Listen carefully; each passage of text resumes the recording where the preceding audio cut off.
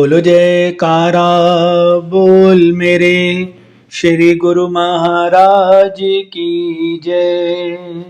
बोल साचे दरबार की जय। प्रेमियों, भगवान हमेशा अपने भक्तों को खुश और सुखी देखना चाहते हैं। भक्त कभी भी भव सागर में ना डूबे, काल और माया के चक्कर में ना फंसे। इसलिए महापुरुष अपने अपने हिसाब से भक्ति को सरल से सरल बनाते हैं। हमारे श्री गुरु महाराज जी ने भी हमारी आत्मा के कल्याण के लिए 5 सुंदर नियम बनाए हैं। श्री आरती पूजा, सेवा, सत्संग, सुमिरन और दर्शन ध्यान श्रद्धा सहित नित्य सेवन करें, निश्चय हो कल्याण। कि महापुरुषों ने इस बात की गारंटी भी ले ली है, अगर इन नियमों की सच्ची श्रद्धा और भाव से हम पालना करेंगे तो हमारा निश्चय ही कल्याण हो जाएगा। तो आइए इन नियमों के बारे में विस्तार से जानते हैं। पहला नियम है श्री आरती पूजा। सुबह शाम की आरती पूजा जो श्रद्धा भाव से करते हैं, सतगुरु उनकी झोली सदा सच्ची खुशियों से भरते हैं। प्रेमियों, अपने सतगुरु, अपने इष्ट देव, अपने परमात्मा की महिमा, उनकी श्री आरती हर एक प्रेमी बड़े ही भाव व श्रद्धा से करता है।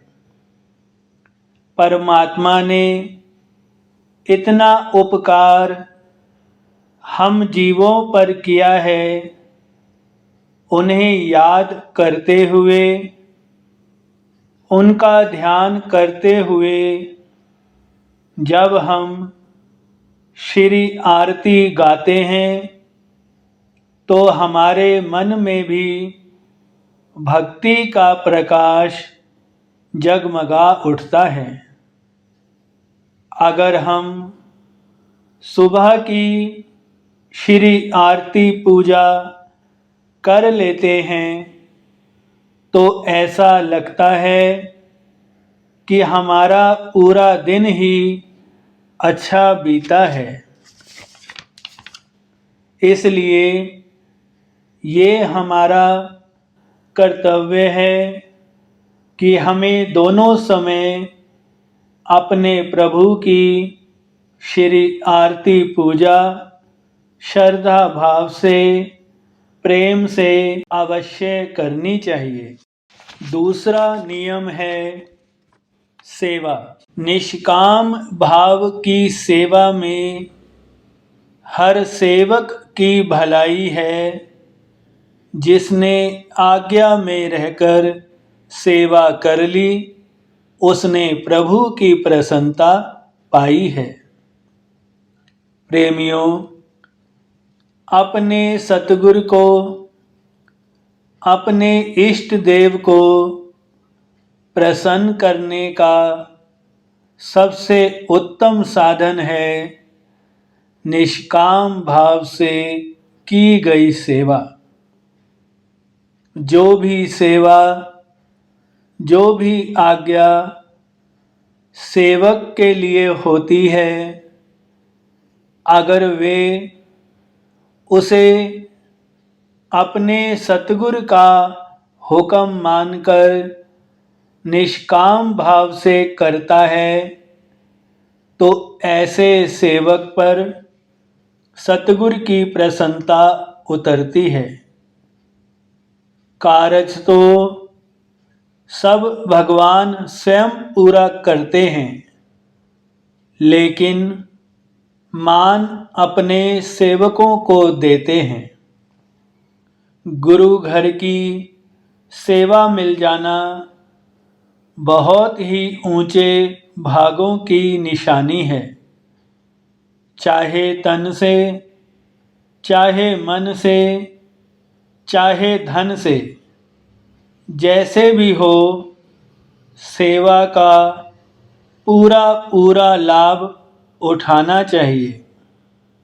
इसलिए हमारा ये कर्तव्य बन जाता है कि हम निष्काम भाव से श्री आज्ञा में रहकर गुरु घर की सेवा करें। तीसरा नियम है सत्संग।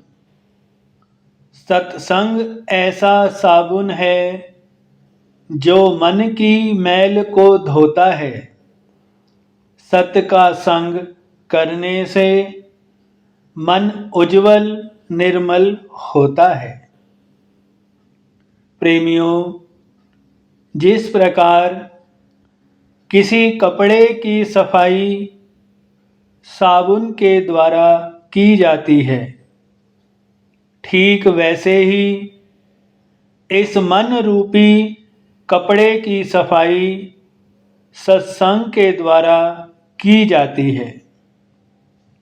संतों महापुरुषों के चरणों में आकर, उनके सत्संग में आकर इस जीव को सत और असत वस्तु का भेद समझ आता है।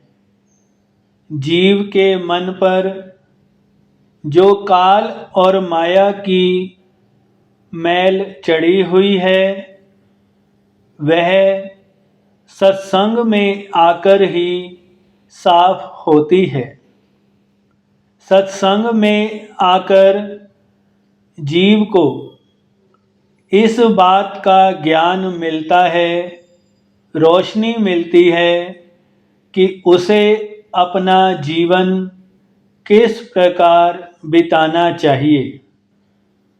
अपने संसार की, अपनी घर गृहस्थी की सभी जिम्मेवारियों को निभाते हुए कैसे हमने भजन भक्ति के लिए समय निकालना है, यह शिक्षा हमें सत्संग में आकर ही मिलती है।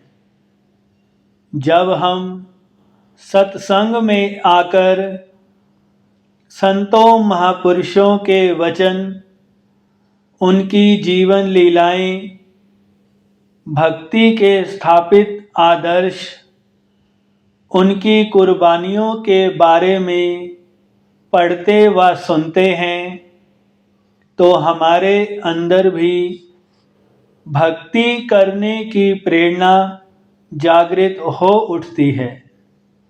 इसलिए हमें सत्संग में अवश्य जाना चाहिए।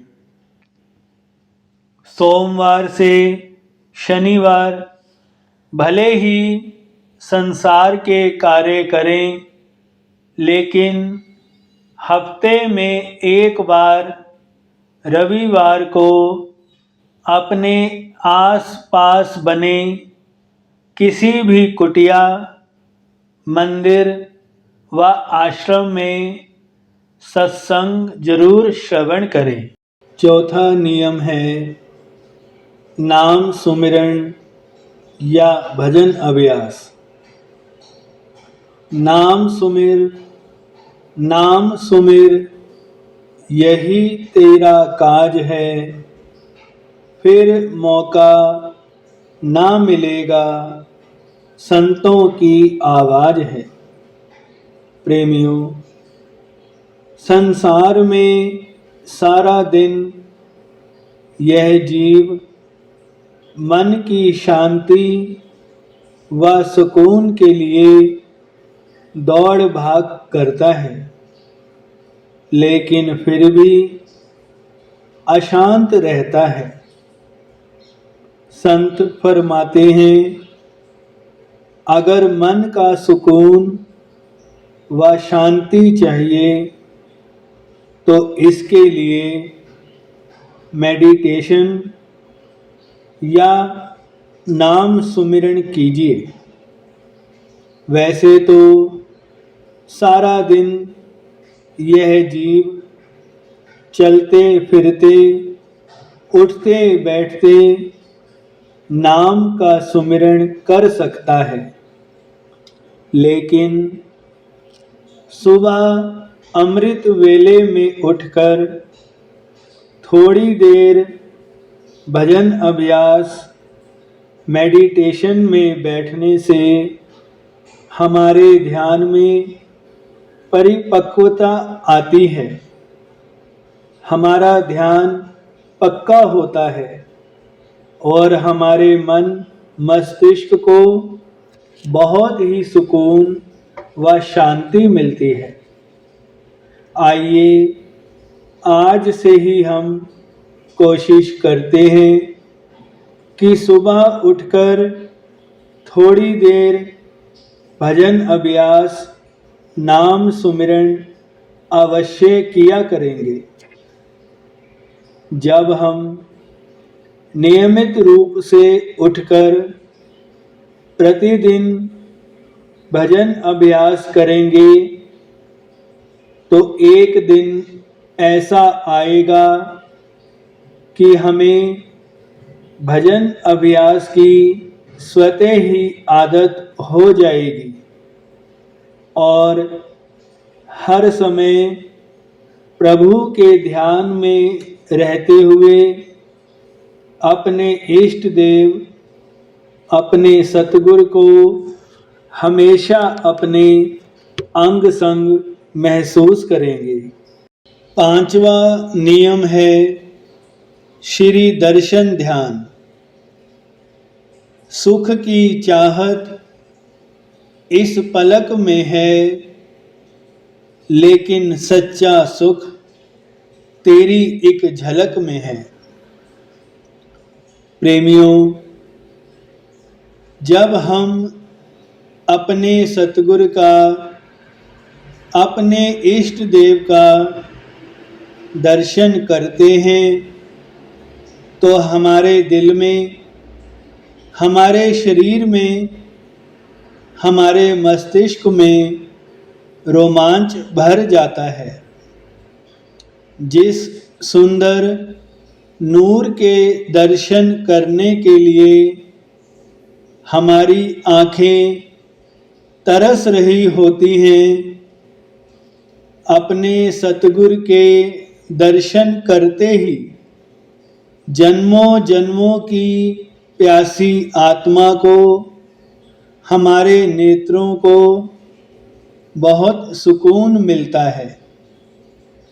जब हम अपने प्रभु के, अपने सतगुरु के दर्शन करने जाते हैं तो हमारे मन में कई सवाल होते हैं कि हम सतगुरु से ये पूछेंगे, सतगुरु से वो पूछेंगे, ये बात करेंगे, वो बात करेंगे।